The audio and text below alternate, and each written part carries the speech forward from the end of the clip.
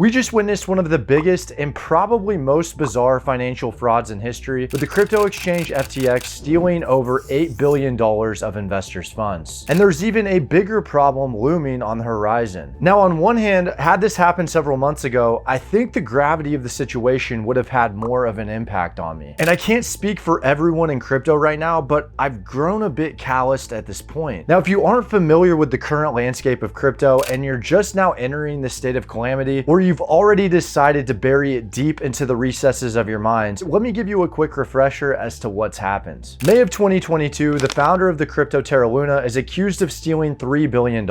In June, the Celsius network collapses after misusing $5 billion of investors' funds. In July, one of the largest crypto lenders, Voyager, defaults on almost $1 billion of customer loans. Then in November, we have FTX, which is almost as big, if not bigger, than all of these combined. But despite being roughened up by these crypto weathers, something about FTX still felt different, like something had changed. FTX had a goal of making crypto mainstream, and to do that, they decided to spend an extravagant amount of money on marketing. This means that sports celebrities like Steph Curry and Tom Brady were brought in on this dumpster fire by accepting paid sponsorships. There was even a report that they offered Taylor Swift a $100 million deal that she ended up not taking. But it didn't stop there. It trickled down into YouTube, specifically finance YouTube. Some YouTubers were getting paid hundreds of thousands of dollars to promote FTX. So when the collapse did happen, it created this wave of apology videos. And probably the strangest part of this all to me was that right along all of these other YouTubers making these apology videos was the CEO, Sam Bankman-Fried, going on an apology tour of his own, even being interviewed by the New York Times the very next day. So I don't think this is an understatement to say that this will affect the marketing of all crypto projects going forward, but this is just the tip of the iceberg. With Sam Bankman-Fried being arrested in the Bahamas and most likely facing prison time in the near distant future, one could say that this chapter is closed and it's green pastures ahead. But I think the implications of what's to come aren't even close to revealing themselves yet, with an even bigger problem looming on the horizon. And this problem has always been there since the inception of crypto. FTX, I believe, was just the final nail in the coffin to expose what it was. And until this problem is solved, it doesn't matter how well the markets recover, crypto's growth as a whole will be hindered. But to see exactly what this problem is and how it will be solved, we need to look at two of the largest financial frauds in history, and to do that, we need to travel back in time to 1934.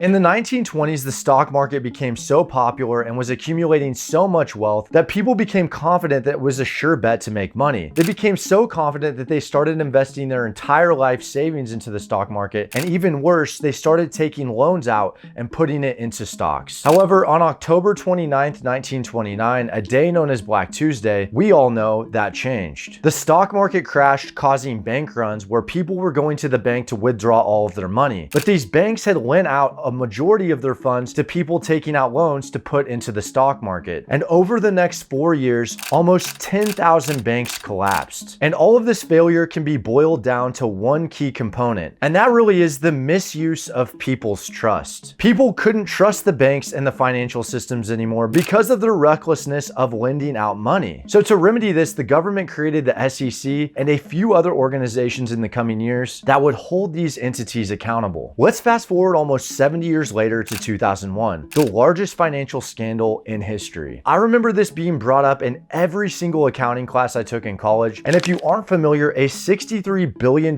company goes bankrupt after falsely reporting earnings, and they did this with the help of an accounting firm. The consequences of this were so drastic that it actually caused investors to lose trust in the stock market. Because logically the thought was, well, if Enron could do it, what's stopping other companies from doing this as well? To regain trust once again, the government created the Sarbanes-Oxley Act. Now, this does three main things, but one key aspect of the Sarbanes-Oxley Act is it makes high-level executives now liable for false accounting practices. And up till this point, CEOs would give an excuse saying that they weren't aware of what was going on. Now, doesn't that sound familiar?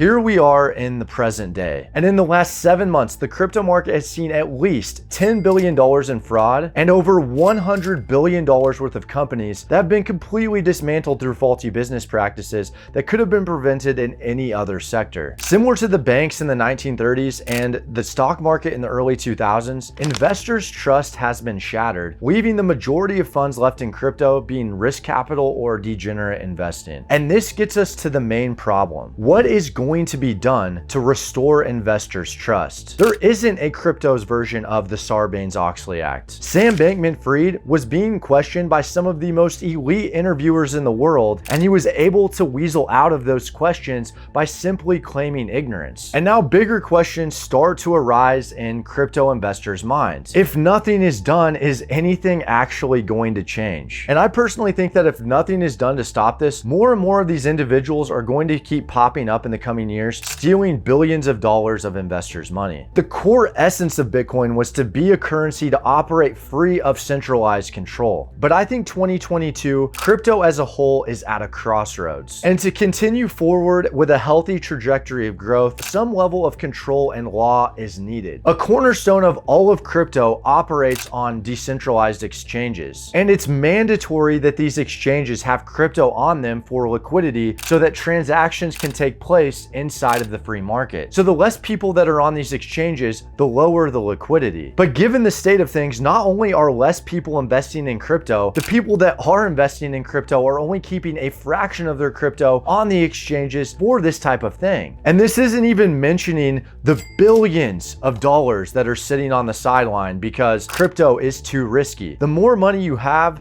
the safer plays you have to make, the more money you can lose. We have to keep in mind that the entirety of crypto's market cap is only 800 billion, which is less than Amazon's market cap of 950 billion, which is just one company in traditional finance. So because there is no law and regulation, there is a lot of old money sitting on the sidelines. Now, whether we like it or not, crypto regulation is on the horizon. There was a hearing last August called the Brookings event that was held by the CFTC that discussed this very conversation. Now, one holdback on why regulation hasn't entered the crypto market as greatly yet is because we're trying to decide what governing entity should be the policeman here. The SEC regulates securities and the CFTC regulates commodities and derivatives, and we're still trying to classify which bucket crypto falls under. However, the chairman did state we are past the incubator stage and digital assets have outgrown their sandboxes. And the much bigger sandbox in which we all play in is that of traditional finance. And then the question was posed, will these crypto crashes or this dirty sector of finance get so big that the crashes actually affect the traditional markets? What if something bigger collapsed like the stablecoin Tether? Hong Kong Central Bank actually believes it would affect the traditional markets, and they even released a flowchart showing exactly what it would look like if it were to happen. But it's not all doom and gloom, and there is a silver lining out of all of this. Jurisprudence is the philosophy of law, and it explains why we need law and order. And when applying this philosophy to crypto on whether regulation is needed or not, let's focus on the core issue as to how this all happens, which is with singular individuals at high-level positions. Lex Friedman recently asked the YouTuber CoffeeZilla on whether or not he thought Sam Bankman-Fried was an evil person, but I don't think that question really matters. There is a facet of jurisprudence called veneer theory, and this theory states that this civilization is a thin veneer, and underneath is where all of our animalistic tendencies reside. So it says that when something terrible happens, we are going to act in the best interest of ourselves. But there's been overwhelming evidence over the last few decades that states otherwise. Look at how humans evolved. There were 13 species of Neanderthals, and we as the Homo sapiens were the only ones to survive. And scientists believe that the reason we did was because we had bigger brains, higher IQ, and we were able to cooperate together. In World War II, when psychologists interviewed German soldiers near the latter part of the war and they knew they were going to lose, they asked these German soldiers, why do you continue to fight? And the answer was because of their brothers in arms that they were fighting with. My point is this, is that whether someone is an evil psychopath or it's a normal person that in their eyes, they seem like they're doing doing the right thing. The way the ecosystem is structured right now without regulation has a much higher probability of failure, leading to incidents like these to keep occurring. We need a new set of rules to operate in that protects investors while simultaneously propelling the growth of crypto. And from a glass half full side of things, I think there are a lot of positives here. The fact that crypto is now at this point where these high level organizations are having these types of conversations, I think just speaks to how far crypto has come. And for people that do invest in crypto right now before the regulation happens, means that yes, the risk is higher, but if regulations do happen and more money enters the markets, those individuals who invested beforehand stand to make a lot of money by investing in these uncertain times. And answering these questions is difficult, but I think having these types of conversations is a step in the right direction. But I would love to know your thoughts. Do you think that regulation would hurt the original goal of why Bitcoin was created?